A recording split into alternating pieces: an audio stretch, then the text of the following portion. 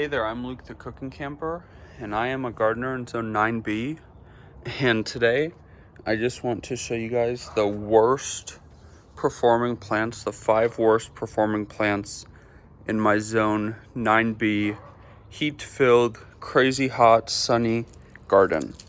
And the worst looking plant of all is my hibiscus here. This thing has been here since we've moved in like 6 years. And during the summer, it always used to get like, some of the leaves would fall off and it would get like smaller leaves. But this year, I mean, the thing, I don't even know. It's maybe like 2% alive, but the shrub is huge. I do not want to take it out of the ground. So I'm continuing watering. I have supplemental watered it, and we are just going to see if God can save this one. Dear God, please save my hibiscus. It is beautiful when it blooms, but holy cow, this thing looks like a skeleton right now. Now the second worst, and really I say first, second, and so on and so forth, but really all of the plants I'm going to talk about today look equally terrible. But the second I want to talk about is literally all varieties of aloe. I've got all sorts of different kinds, especially partridge breast. That's this one right here. Now these, don't ask me the name, I totally forgot. This is actually a variety I got at Costco, and don't mind how perfect it looks. A couple of weeks ago, it literally looked just like this, identical. So what I did with my aloes was, I mean, I have spent a ridiculous amount of money just on this little chunk of plants right here. So a couple months ago, they all looked like this and like this. So what I did was I continued to run the irrigation. I turned up the irrigation. I supplemental watered a couple times, and a few of them, thank the Lord, have popped back to life. This one looks amazing. This one, I'm still leaving him in there. He is still hanging on. These are Aloe Verdoni. This one is still hanging on. The baby's doing great. This dude, all of him died back except for that one little star. This is like a nobilis or something. Seems pretty, I don't know, he is still green right there in the middle, but I just pulled him out of the ground. These guys did have a teensy bit of green on them, but they are goners. So yeah, kind of a bummer, but literally all of my aloes. These guys have perked back up too, like I said, after I supplemental watered a couple times and left the irrigation running. This, holy cow. You guys, this one was so freaking beautiful. And it just totally could not handle the sun and the heat. I had one of those on both sides of the rock. This guy, I'm gonna leave him in. Parts are still really green. Parts are obviously totally dead. My blue elf, it's a complete goner. And this, actually, I planted the same plant at Mr. Cameraman's mom's house, and hers completely died also. This part is still a little bit green, so I might try to remove the rest and leave that part. This dude, you can see the aloe used to be right here, and the wind has kind of blown the pieces apart, but just kind of a bummer. Now these aloes over here actually do look pretty nice. Don't ask what the variety names are, but these look really good. Other than that, 90% of them look absolutely terrible. So let me get these ones cleaned up, and then I will show you the next plant. And really, the third plant I want to talk about is really sad. This is the remnants of a pindo palm. Now, we actually planted this in memory of Mr. Cameraman's late dog, his dog before Xena, which was named Benji or Benjamin, a little Maltese. And the reason I'm saying this tree, it's totally dead now. So this is already the second Pindo palm tree that has died in our yard. So both of them died during the summer, and they both get lots of water. I supplemental watered, and this one, it's like it's rotten, not just like dried up and dead. So I really am not quite sure what the problem is here. But this is one of those plants where it just really stinks that it died, because it really had sentimental meaning for us. Now the fourth plant I want to talk about is probably going to surprise you. And this one's more of a category, and it's every single cactus that is not a prickly pear.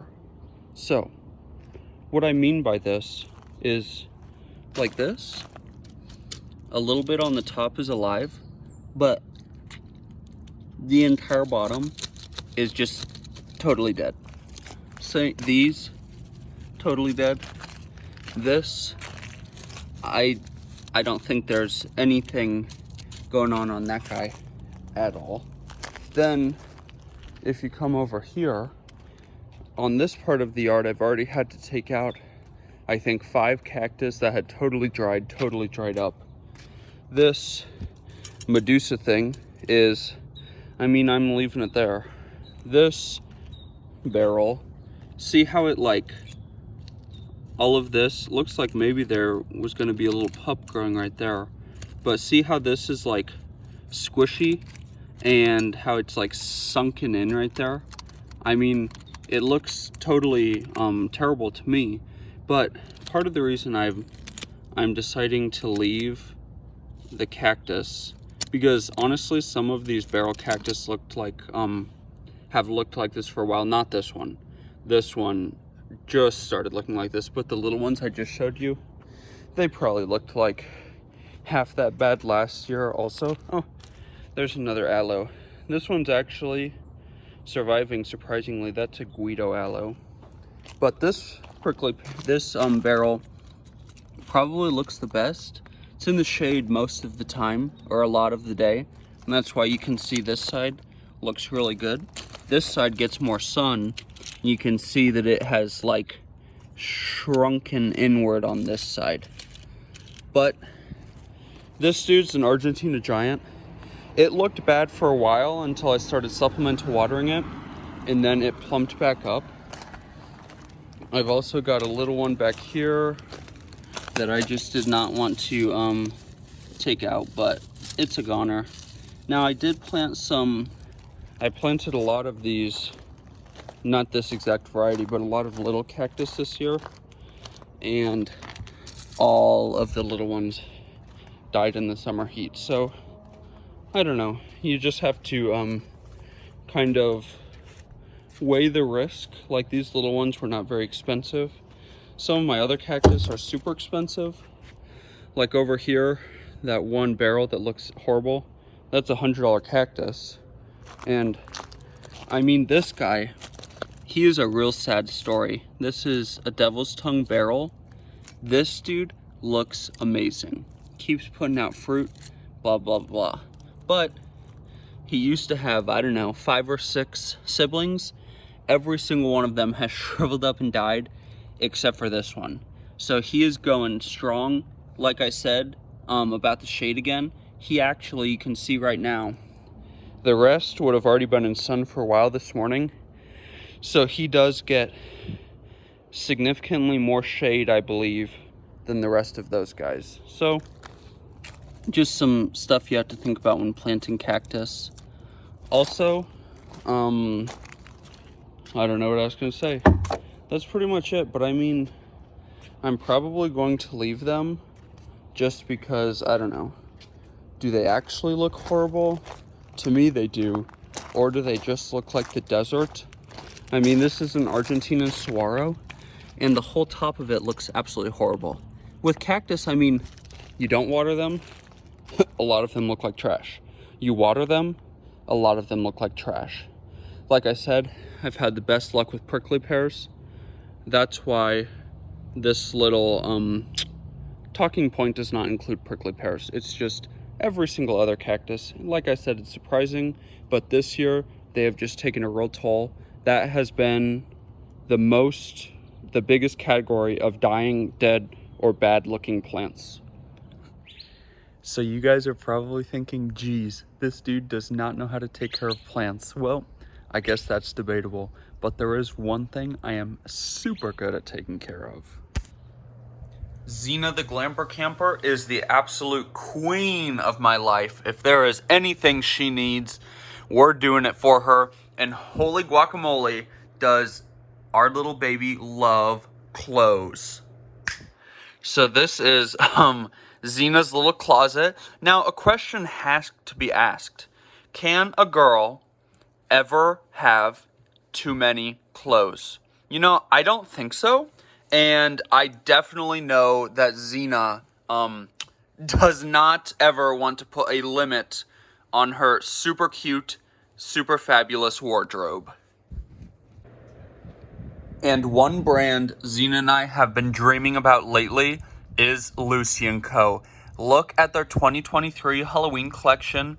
Super crazy cute. Now, I just want to be totally upfront. I have not actually purchased any of these items, and they did not send me or Xena any of these items, but they did want to go ahead and partner with Xena. So we do have a promo code for you guys. It's going to be down below. Make sure to use our promo code and our links if you want to check out any of these super cute dog clothing items. I am literally in love with this little zip-up coat. I mean, that is literally one of the cutest things on earth. So if you don't want to wait for me and Xena to buy these and try them out, definitely use our promo code and our links down below. Now, let's get back to the plants. Now, number 5 doesn't look too bad now, but trust me, a couple weeks ago, we thought that we were going to lose this tree completely.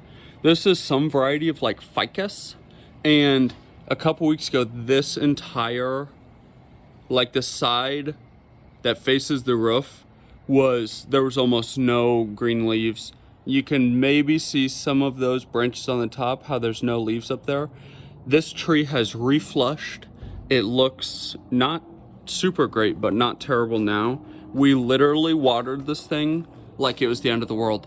Like, I physically left the hose running on this tree for hours and hours and hours and hours and hours and hours on top of the regular irrigation. But we're lucky that ours bounced back. There have been so many of these in our neighborhood that have completely died, or like 3/4 of all the leaves are gone, or half of all the leaves are gone. So we're pretty lucky with this one. But from what I've seen around our neighborhood is this exact variety. Like I said, it's some sort of ficus.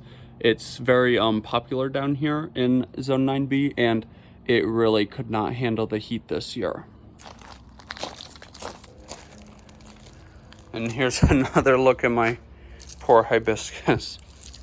Well, if you liked this video, make sure to give us a big thumbs up, comment down below, and subscribe to our channel. Don't forget to hit that bell so that you see the next time me and Xena upload a new video.